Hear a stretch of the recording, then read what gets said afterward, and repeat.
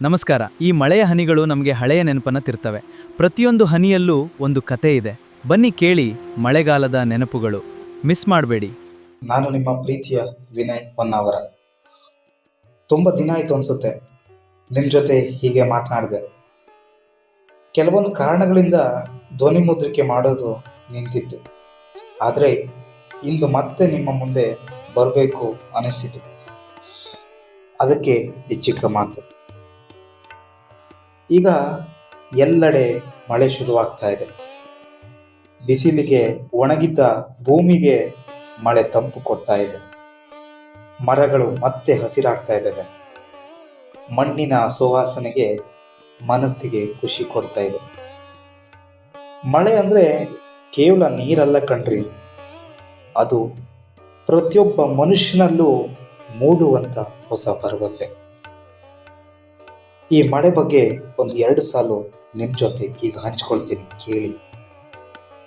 ಮಳೆ ಬಂತು ಅಂತ ಅಂದರೆ ಭೂಮಿ ನೆನೆಯೋದಲ್ಲ, ಮನಸ್ಸಿನ ಮೂಲೆಯಲ್ಲಿದ್ದ ನೆನಪುಗಳು ನೆನೆಯುತ್ತದೆ.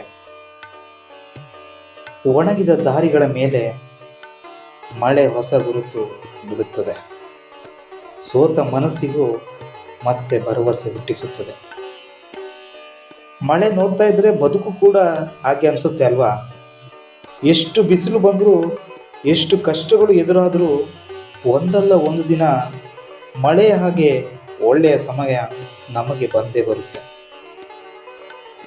ಇಷ್ಟು ದಿನ ನನ್ನ ಮಾತು ಕೇಳಿದ್ದ ನಿಮಗೆ ಈ ಧ್ವನಿ ಮುದ್ರಿಕೆ. ಇನ್ನು ಮುಂದೆ ಮತ್ತೆ ಆಗಾಗ ನಿಮ್ಮ ಜೊತೆ ಮಾತನಾಡ್ತಾ ಇರ್ತೀನಿ. ಸದ್ಯಕ್ಕಿಷ್ಟು ಸಾಕು ಅಲ್ವಾ ಸ್ನೇಹಿತರೆ?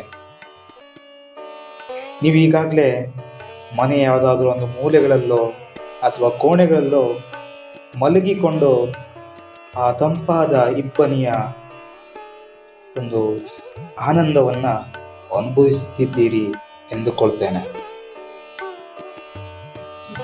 ನಾನು ನಿಮ್ಮ ಪ್ರೀತಿಯ ವಿನಯ್ ಹೊನ್ನಾವರ.